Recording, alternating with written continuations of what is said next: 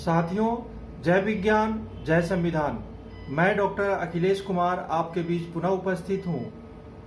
आज हम जानेंगे कि बाल श्रम और बाल श्रम से जुड़ी हुई जो विभीषिका है, न सिर्फ केवल भारतवर्ष में बल्कि पूरे विश्व में। बाल श्रम होता क्या है, पहले हम उसे समझ लेते हैं। बाल श्रम का मतलब यह है कि कार्य करने वाला व्यक्ति संविधान द्वारा या कानून द्वारा निर्धारित आयु सीमा से छोटा है। इस प्रथा को कई देशों तथा विश्व के बहुत सारे संगठनों ने एक शोषित करने वाली प्रथा के रूप में माना है। भारतीय संविधान के हिसाब से, भारतीय संविधान के अनुसार किसी उद्योग, कल कारखाने, किसी कंपनी में मानसिक या शारीरिक श्रम करने वाले 5 से 14 वर्ष की आयु के बच्चों को बाल श्रमिक कहा जाता है। संयुक्त राष्ट्र संघ के अनुसार 18 वर्ष से कम उम्र के लोगों को बाल श्रमिक की श्रेणी में रखा जाता है।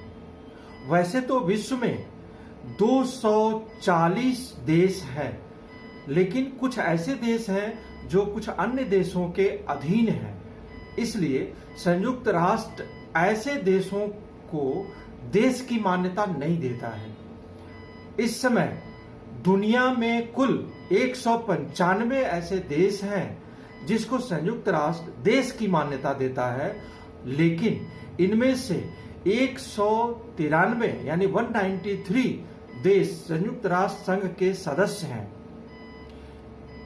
जबकि 2 वेटिकन सिटी एवं ताइवान संयुक्त राष्ट्र संघ के सदस्य अभी भी नहीं है। अब आप समझ रहे होंगे, सोच रहे होंगे कि ये देशों की गिनती मैं क्यों करवा रहा हूं। यह बहुत जरूरी है। इसलिए पूरे विश्व में जितने भी बाल श्रमिक हैं, उनमें 10 में से 1 बाल श्रमिक अपने देश भारत में है, भारत से आता है।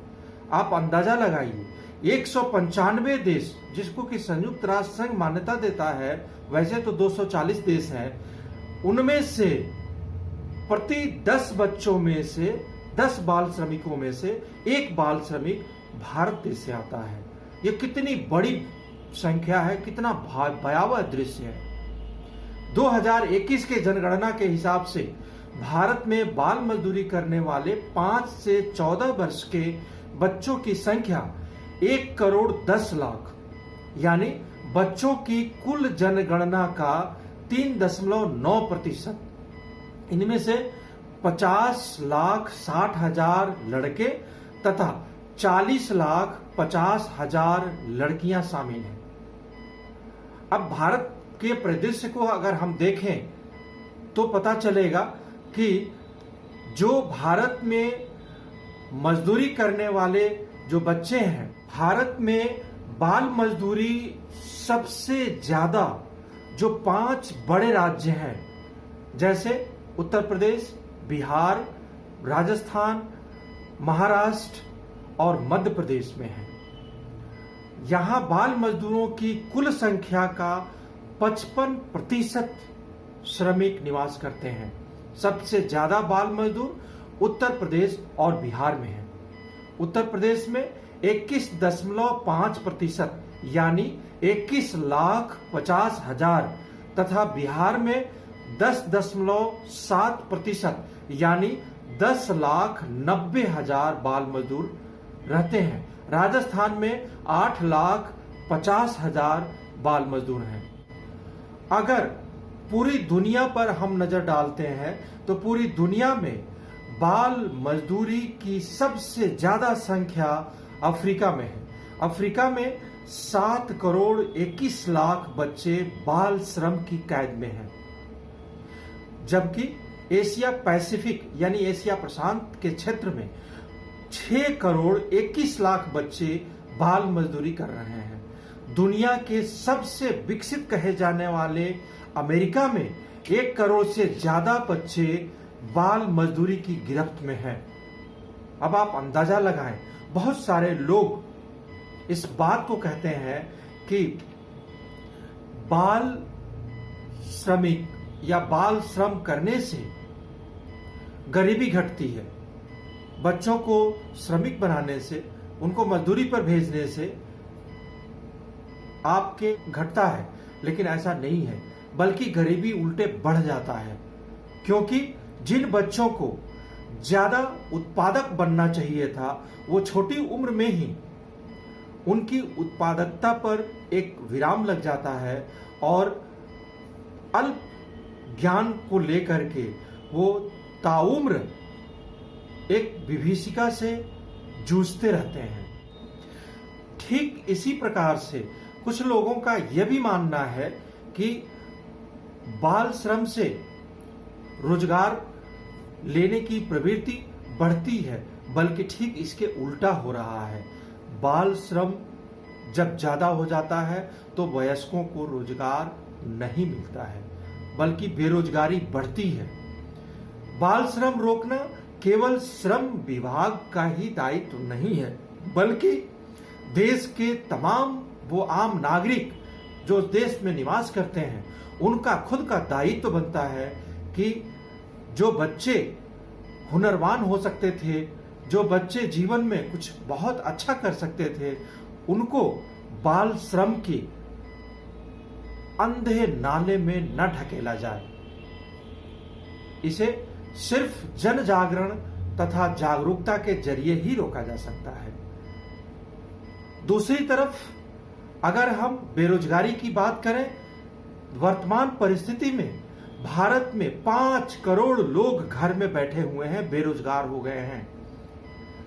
Centre for monitoring of Indian economy CMIE की जारी रिपोर्ट के अनुसार दिसंबर 2021 तक भारत में बेरोजगार लोगों की संख्या 5 करोड़ 30 लाख रही।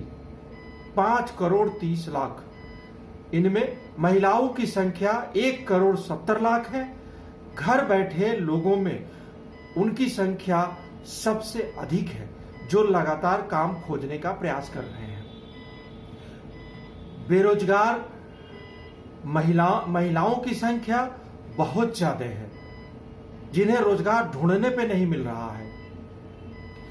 रिपोर्ट के अनुसार, CMIE के रिपोर्ट के अनुसार 5 करोड़ 30 लाख बेरोजगार लोगों में 3 करोड़ 50 लाख लोग लगातार काम की खोज कर रहे हैं। इनमें से करीब 8 लाख महिलाएं शामिल हैं। बाकी के 1 करोड़ 70 लाख बेरोजगार काम तो करना चाहते हैं, पर वो घर पर बैठे हुए हैं। वो बहुत सक्रिय होकर के काम की तलाश नहीं कर रहे हैं। ऐसे बेरोजगारों में 53% यानी 90 लाख महिलाएं शामिल हैं।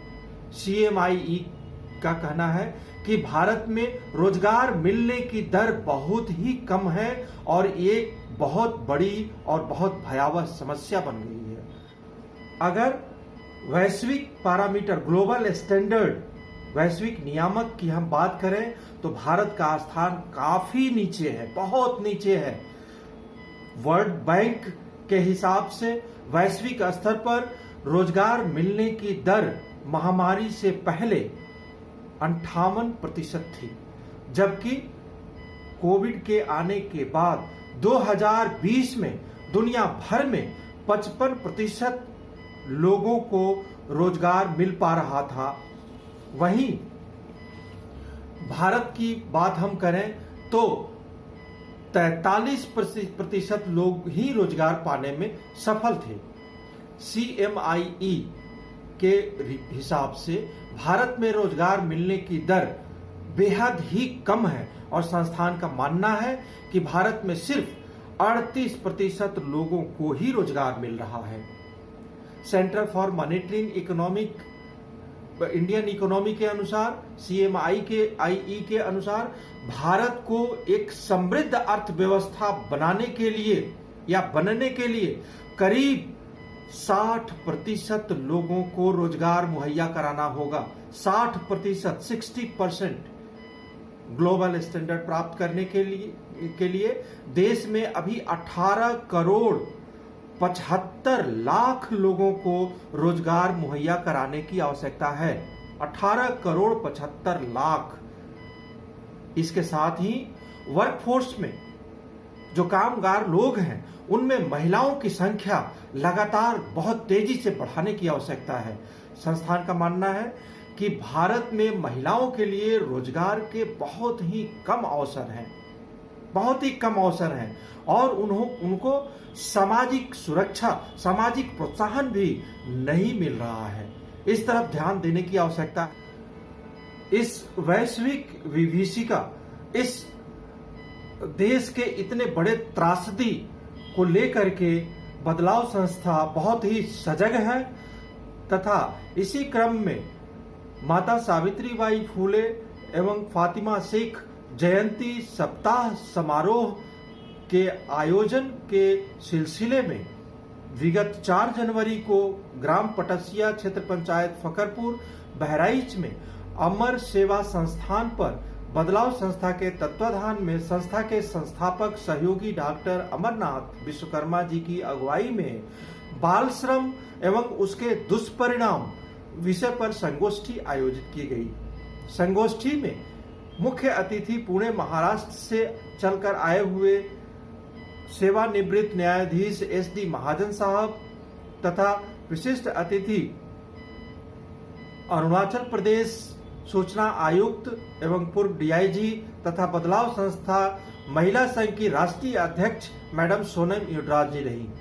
कार्यक्रम की अध्यक्षता राष्ट्रीय लेखक, वरिष्ठ अधिवक्ता तथा बदलाव संस्था के राष्ट्रीय अध्यक्ष आदरणीय रामेश्वर पवन जी रहे। इस संगोष्ठी में भारी संख्या में महिला तथा पुरुष प्रतिभाग किए, जिसमें बदलाव संस्था के क्वांटम एजुकेशन विंग के मंडल अध्यक्ष, देवी पाटन मंडल अध्यक्ष NP मौर्य जी एवं DHO संस्था के आयुष फोरम की अध्यक्ष डॉक्टर शोभा वर्मा जी भी अपने उद्गार व्यक्त किए। बहुत बहुत धन्यवाद। जय विज्ञान, जय संविधान।